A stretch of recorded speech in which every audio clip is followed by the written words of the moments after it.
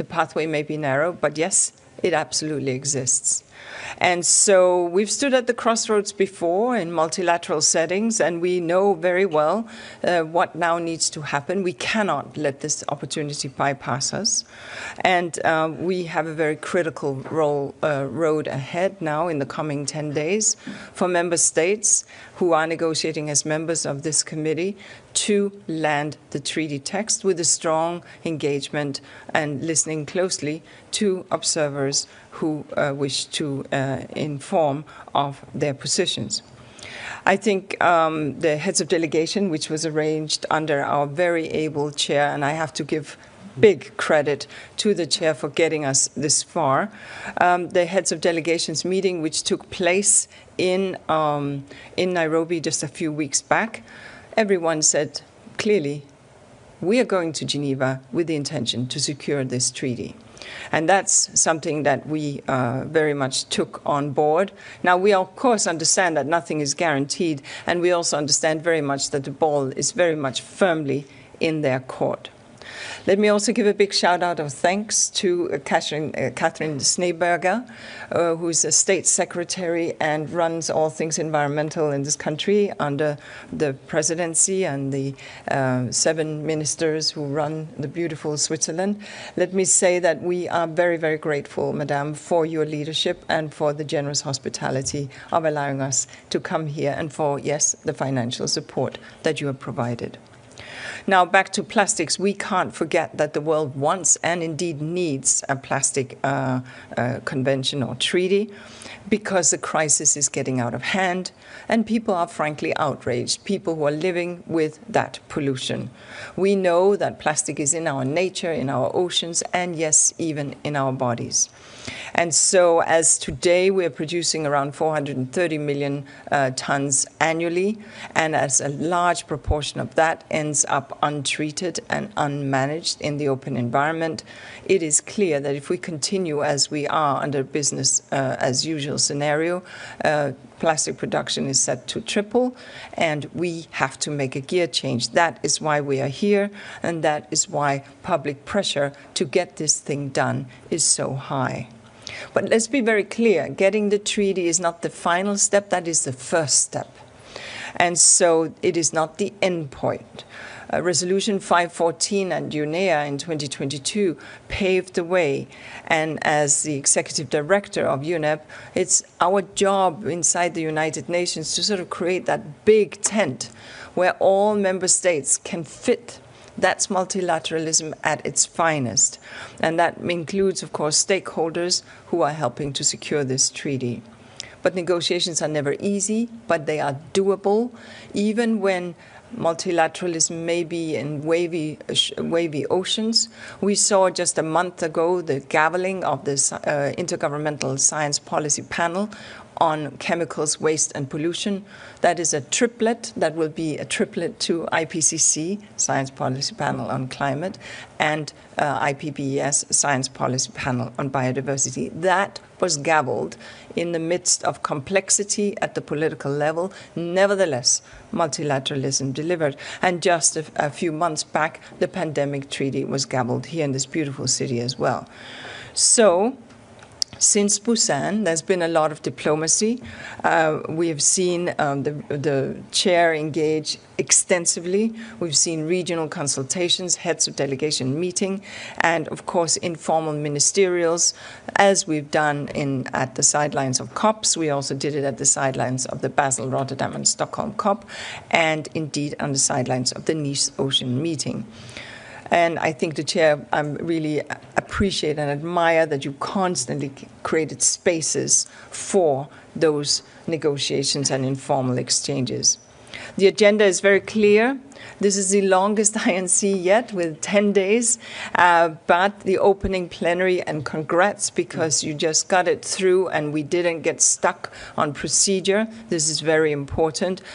Delegations are now hard at work. Work can begin straight away, and the contact groups will be starting right after lunch. And so the draft text is really now in the ownership of the contact groups, and they will do the hard work.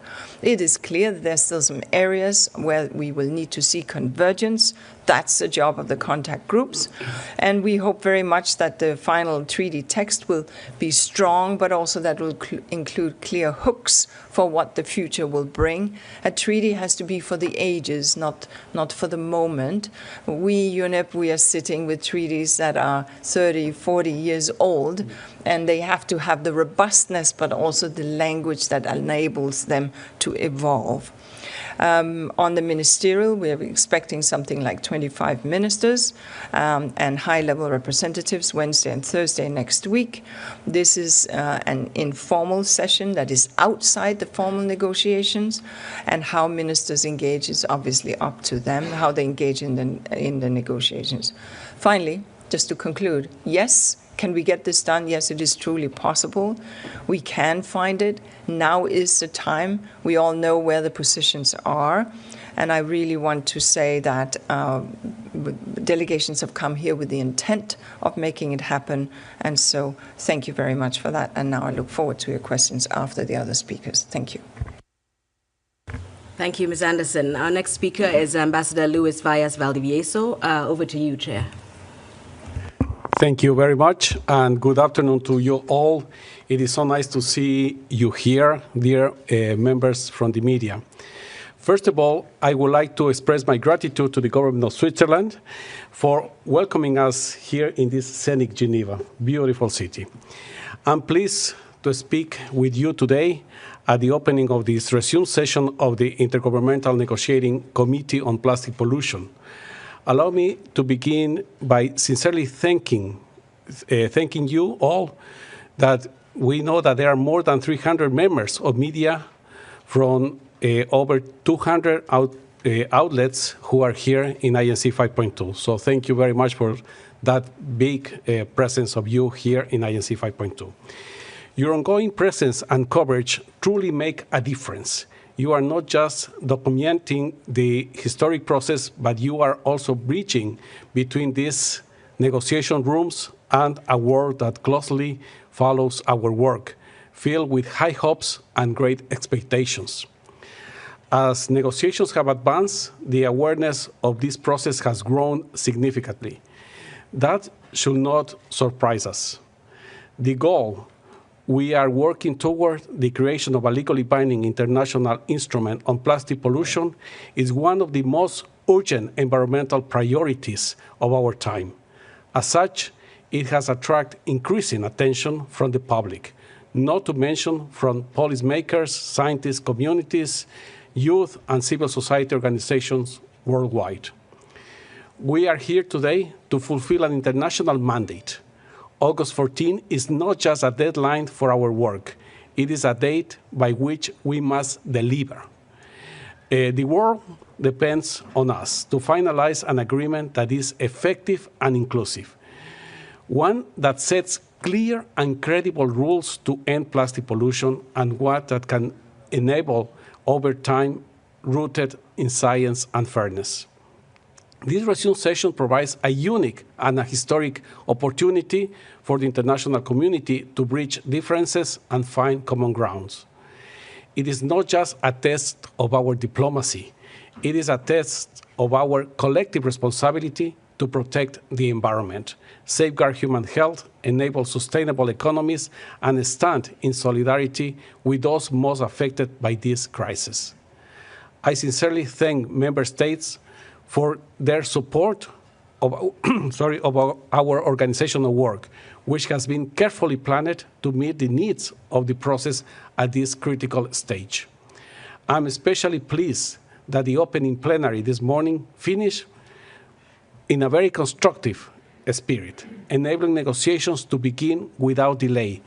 This sense of urgency and responsibility is exactly what this moment requires. We now have a clear path ahead, and we must walk it together with determination, professionalism, and mutual respect. I firmly believe that with the continued support and cooperation from all delegations, the committee can complete its work by the end of the resumed session here in Geneva. And let us be clear, the success of these sessions will be a success not just of governments, but of the entire global community. As you know, we are not beginning from zero. We are building on 5 sessions of hard work, engagement, and convergence. The chair's text and the structured approach to the negotiations provide us with the essential tools to move steadily forward, generating the broadest possible alignment. Now, it is up to all of us, especially the member states whose delegations are involved in these negotiations, to turn these tools into concrete results. Distinguished members of the press, thank you again for joining us in this journey. Your role is essential. You promote transparency and share knowledge about the process, helping to keep the world informed and engaged. As we approach this opportunity, I trust that governments are currently recognizing not only the urgency, but also the unique opportunity that negotiating an international legally binding instrument in Geneva represents, an effective agreement that shapes history through collective actions and measurable results. Thank you very much. Thank you, Excellency.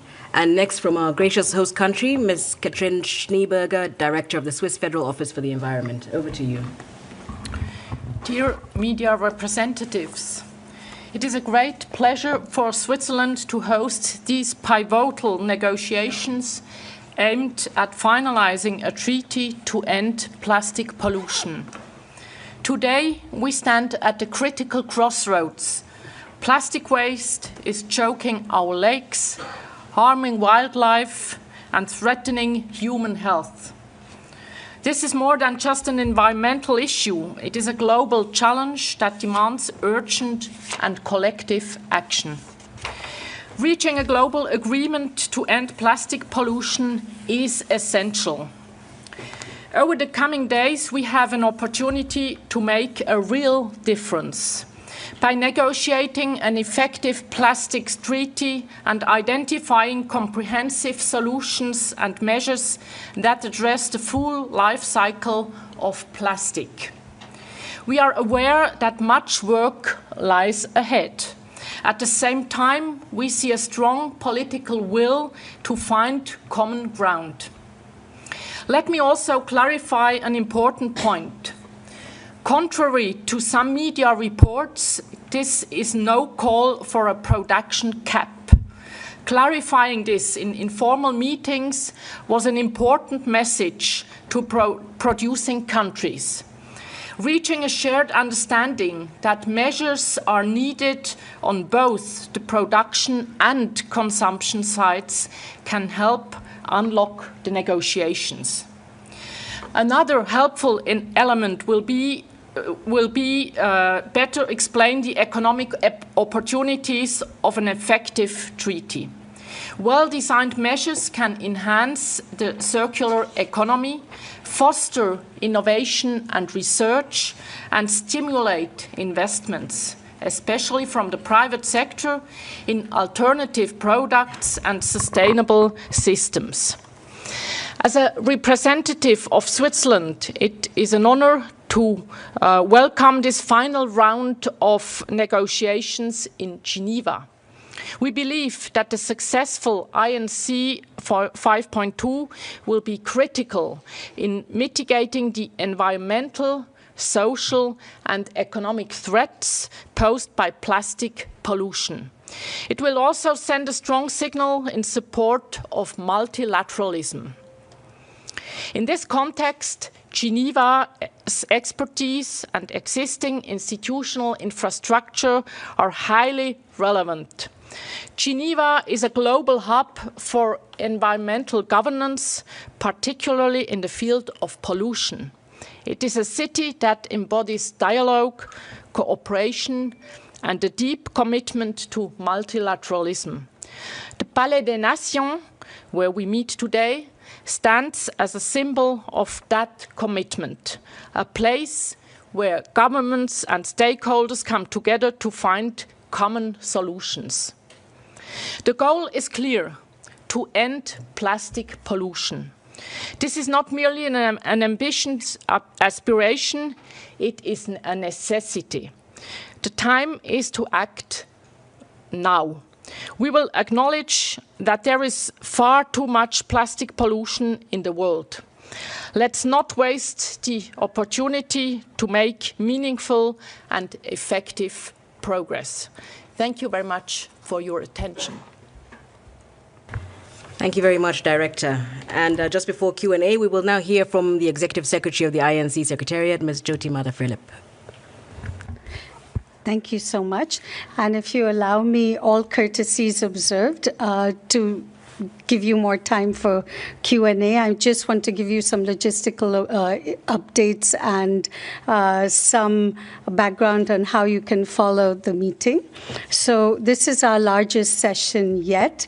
We have 3,700 participants registered and able to participate in this session.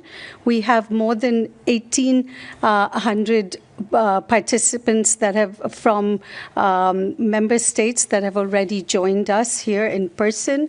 We have 184 member states that have registered to attend, and over 619 observer organizations. The live daily schedule is available on the INC website, and this also includes when plenary sessions will take place.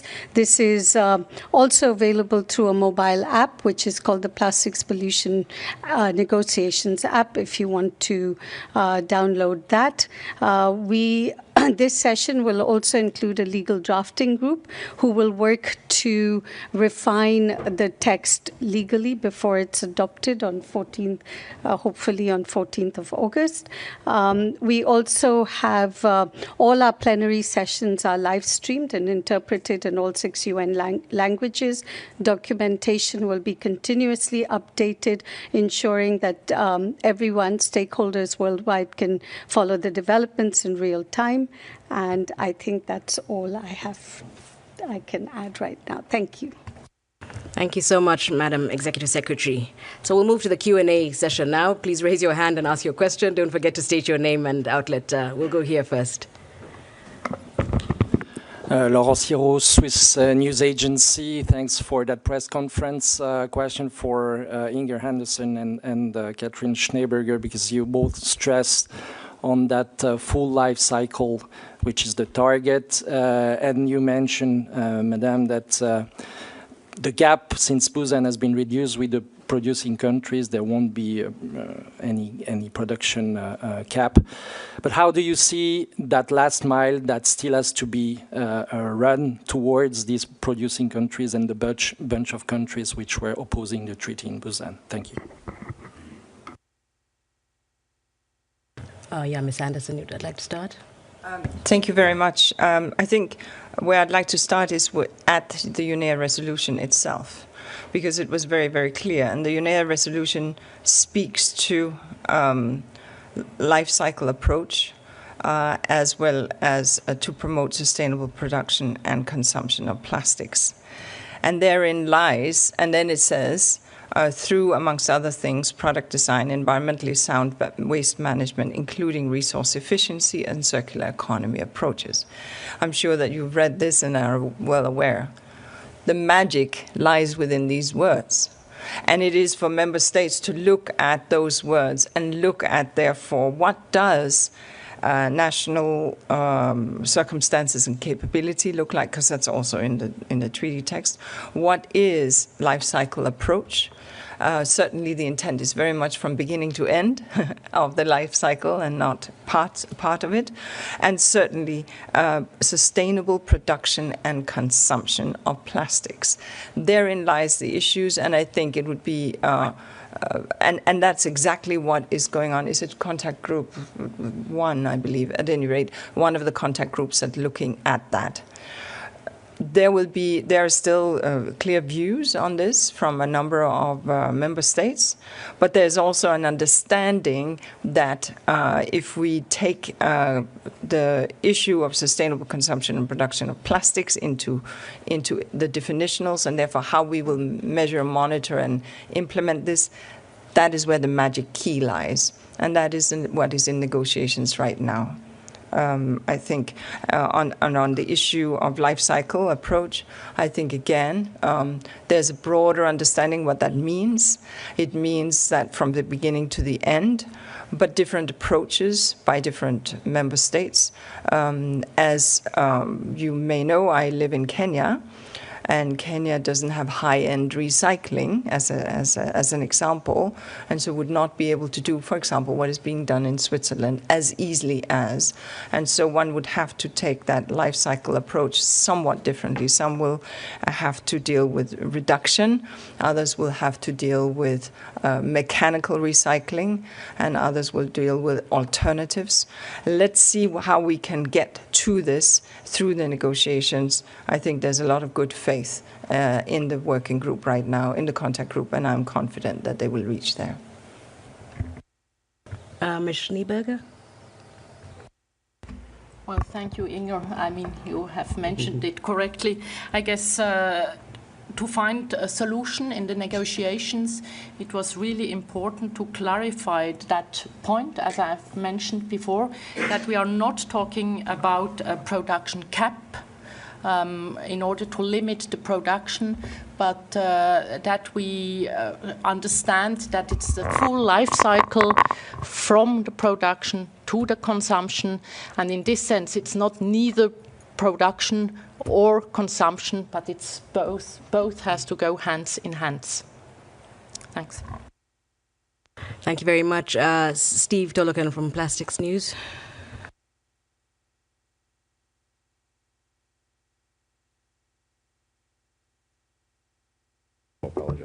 Sorry, apologies. So Steve Tolokan with Plastics News. I want to follow up on the production cap question to Minister Schneeberger and the other panelists also. Are you saying that it became obvious at the heads of delegation meetings that if the treaty was going to have any chance of passing, you had to say there could not be a specific production cap in the treaty? Obviously, there were calls in the observer session for the cap, and there's a lot of groups that oppose the cap. Countries that oppose it, countries are in favor. So was it clear? I mean, can you expand on those discussions when it became clear that you couldn't have a cap in the treaty? I mean, you refer specifically to the heads of delegation meeting. I believe that Madam Schneeberger was not there, so it's not fair to ask her to respond to that. But just to say that there are a variety of views, and I wouldn't say that this issue has been resolved, and there are still some member states that look at production through a different lens. However, there has been a lot of very helpful conversations, and we'll see how they end up defining sustainable consumption and production and full life cycle. Thank you. Thank you very much. Over here, please. Thank you. Laura Massieu for French Media Context. You talked a bit about what happened between Busan and Geneva. You talked about diplomacy, informal settings. Can you tell us a bit more exactly what happened then? Have you seen lines moving, positions shifting that would allow for a deal here? Why should it work here, although it didn't work in Busan? Thank you. Thank you very much. It's a very good question. And before I talk about our intersessional period between Busan and Geneva, I think it's also important to mention a bit of what happened before Busan. Before Busan, I present as chair of the process of the INC non-papers iteration documents that they were evolving according to the negotiations that we had, yes, in the previous INC meetings, but also in that intersessional period between Ottawa and Busan. I present 3 non-papers during the intersessional period between Ottawa and Busan, and then during our negotiations in INC 5.1, I also present and we work with 2 chair's texts that were presented to the members also for negotiations in Busan in our formal session. Well, they are just the chair's text, but they take what is happening in the negotiation rooms, what has happened in the previous INCs, and what it has happened also in the intersessional periods that we keep working. And I thank very much member states, because we do work and negotiate formally in the INCs, but a lot of things happen, and that's why I say it's very important, your question, because a lot of things happen in the intersessional period, informal period between each session. And between Busan and Geneva, right after Busan, I encourage members to own the text, to have the ownership of that text. And it has happened and it has happened very well, also meetings, consultations among member states, among regional groups, among also different groups of countries.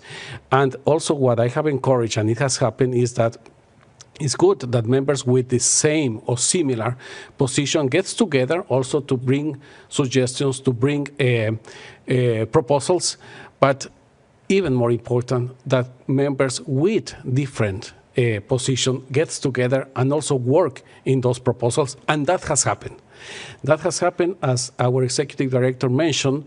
We had an informal meeting in Nairobi, informal in-person meeting, because we had also a virtual one, but informal in-person meeting, where we could see how this progress has been done here in the sessional period, where we could see countries and group of countries presenting proposals to bridge positions. And that has been also our request.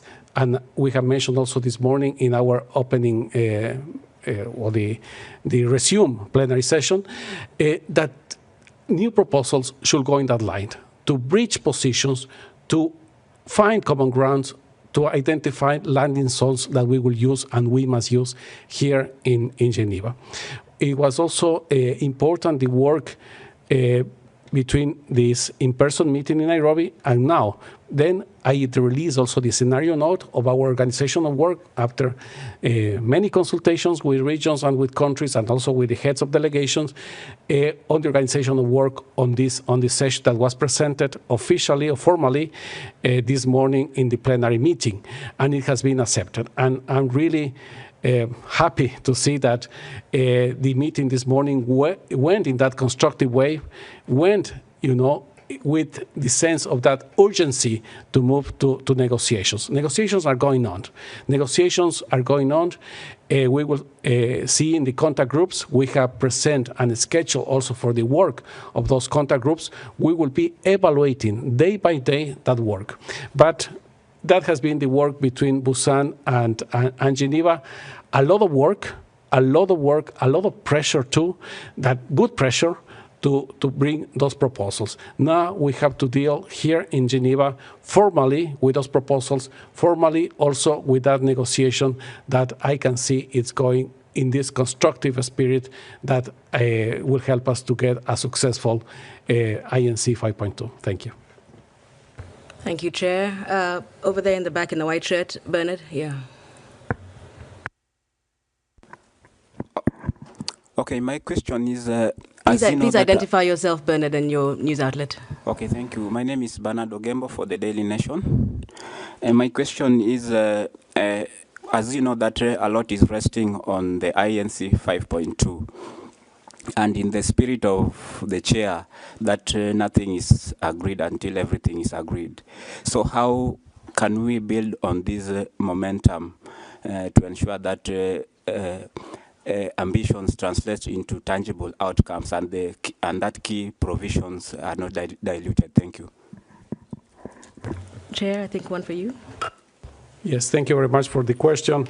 And yes, I completely agree that we have a momentum that we need to keep. We have seen that momentum also in this intersessional period. We saw it in our in-person informal meeting of heads of delegation in Nairobi. And we have kept that momentum, and we have brought that momentum, and we could see that this morning also in the plenary session. Delegates eager to start negotiating and going to the contact groups to negotiate. We saw that flexibility also this morning, also the acceptance of that organizational work to start working. Nothing is agreed until everything is agreed is one of the principles that we deal with in the negotiations in every process that we have or we negotiate as member states, and it is so. And we need to keep that principle, because in the contact groups, they will be negotiating. They will be negotiating the different provisions. Member states will be negotiating different articles that we have distributed in the 4 contact groups. The co-chairs has clear instructions of how to deal also with the different articles that has different level of convergence, and that's important also to have in mind, because with that different level of convergence, we hope that we can start sending in an early stage also provisions that are agreed, or that it has been negotiated and agreed by the members of the contact group. We could start sending them to the legal drafting group through the plenary.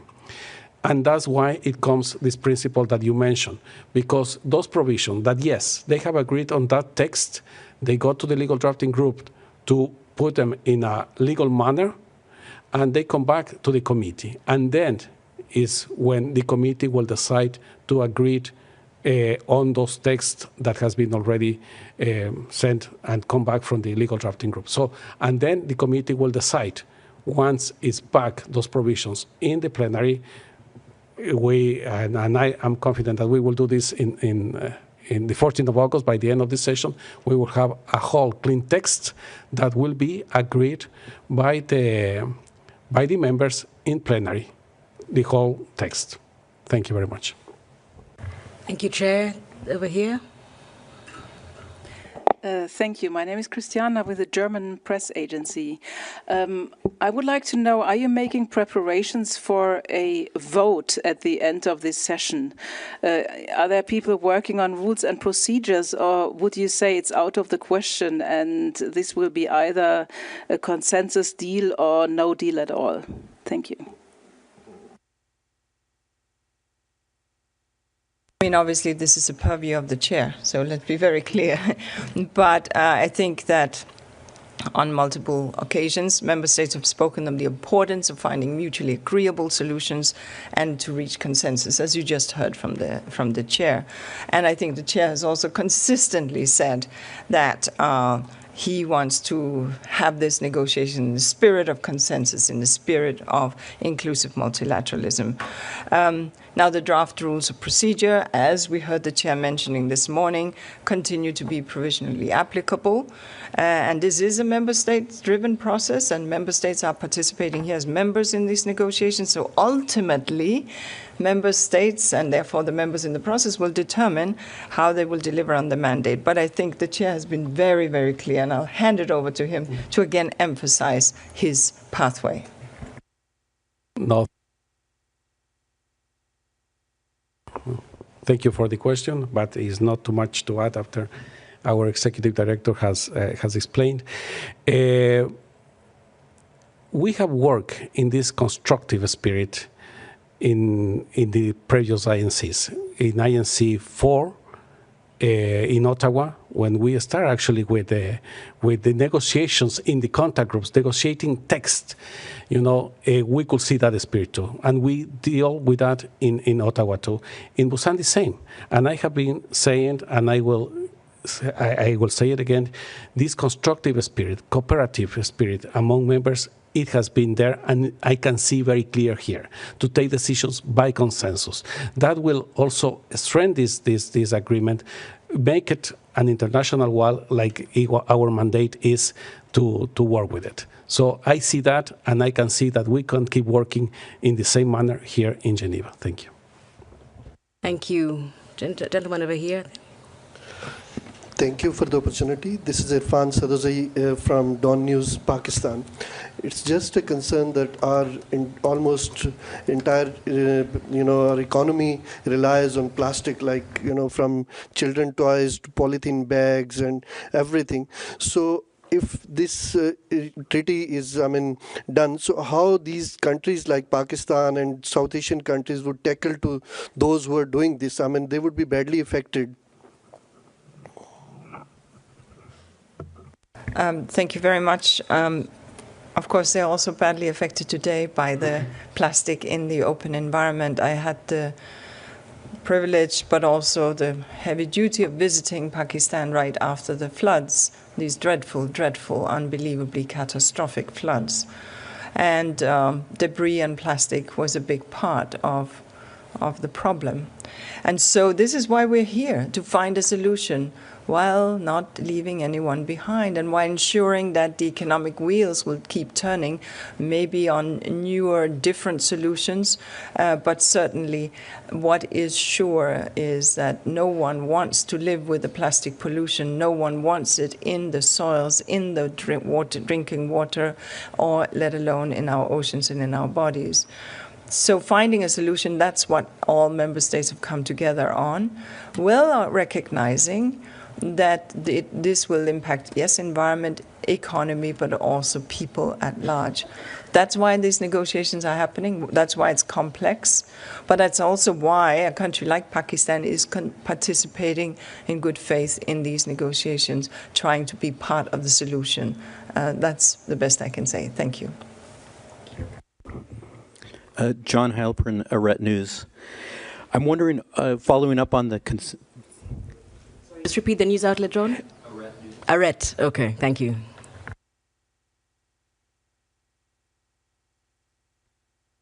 Sorry. Are you hoping for an outcome like with the pandemic treaty that depended on abstentions and deferral on key questions to reach consensus?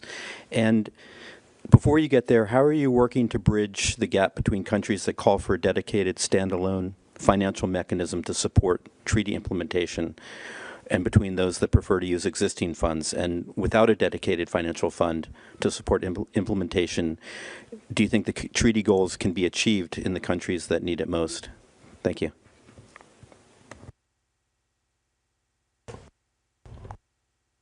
Thank you very much. A very important question too. Well, what I'm expecting is an effective treaty, effective treaty that will fulfill and will deliver on the mandate of Resolution 514. That we are working for that. We are negotiating to deliver on that mandate and to have this effective treaty that will give us credible rules to combat and to end plastic pollution. A treaty that will be alive on time too. A treaty that will be effective now, well, once that enters into force, and also in the decades to come, in the years to come. And it has to, we will enrich in the future this instrument with science, with more data, etc. So I envisage a treaty that way, that effective one with credible rules to end plastic pollution. And that includes a financial mechanism. Because, different provisions, with different positions, we are seeing how we are negotiating the different articles. But when we come also to a financial mechanism, is something that we must have it, of course, in the text, in the future instrument, and it should be and it must be a mechanism that start working as soon as possible. We need that. You have said it for the implementation, because it has to be an effective text, yes, that will give us credible rules, yes, but it has to be also an effective implementation of that text, and that goes along with the financial mechanism. Very important question, and is an article that, it might require a bit more time for discussions, negotiations, and agreement, but it's an article that must have this future text. Thank you. Thank you, Excellency. Somebody at the back. Thank you. Jérémy Lange for the French Public Radio. A number of points of procedures were raised this morning by different delegations. I was wondering, could we see that as a way to delay the negotiations to make sure that we don't get an agreement at the end of next week?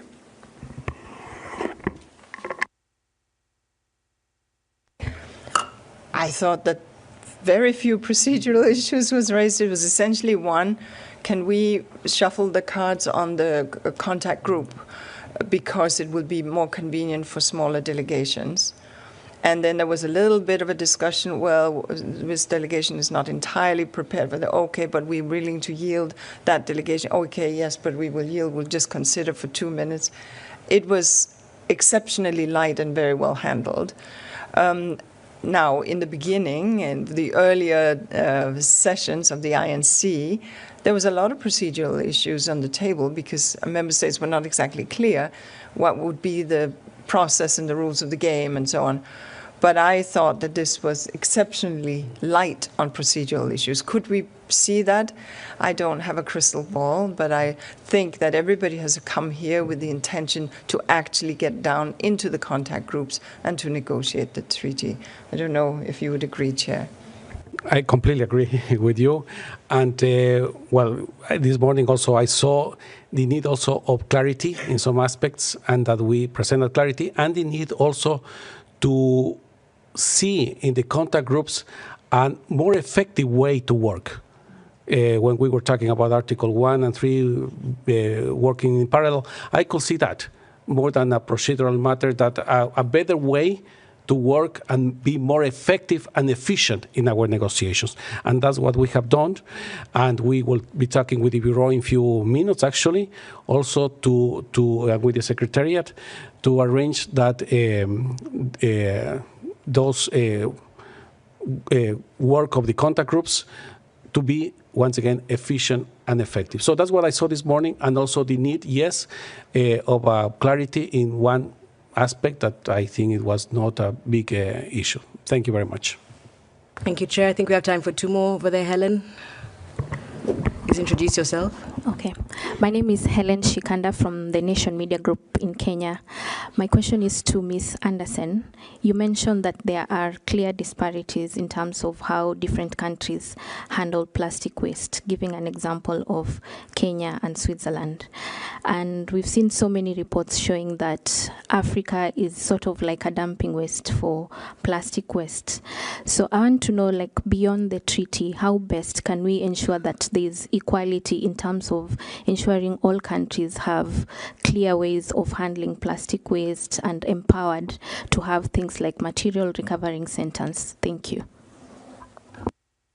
Thank you very much, Helen. It begins with having global rules. That's really it. And that's what this treaty will enable. When there are global rules around how these things are managed, investors can see they have predictability because they know that there's a market for what they collect. And then there will be investments because all of a sudden that thing that today is waste, tomorrow will have value. And so that is why this treaty is so important, because with global rules we'll be able to get, on the recycling side, this up and running. There's more to the treaty than waste management, I hasten to add, and I think we all know that very well. But that's very, very critical. I will say, though, on your statement that Africa is a dumping ground, very important that the Basel Convention in the plastic annex that was agreed by the COP in January 2022, I want to say, but please will verify, because the Basel Convention deals with illegal transboundary waste across borders, and a number of plastics were actually classified as such and cannot be transported across borders, and therefore dumping cannot be done of those particular plastics that are mentioned. So dumping is, and under Rotterdam, of course, free, prior and informed consent has to be there. Rotterdam Convention, which is also a unipostal convention, which means that you have to say, yes, I'm willing to receive that thing. So the opportunity to just dump has shrunk, and much of the plastic we are seeing today in any nation's waste is waste from that nation. But that's not always, because there is indeed trade, but I just wanted to make that point. But let's get the treaty done with the global rules that should drive investments in infrastructure for waste management. Thank you. Thank you very much. So unfortunately, it has to be a hard stop. A couple of our panelists have meetings at 2 p.m., so we'll have to end there. Thank you so much to our panelists and to the media for this lively discussion. We'll inform you of the next official press briefings to take place, and we remain available for questions in the meantime. Thank you very much, everyone.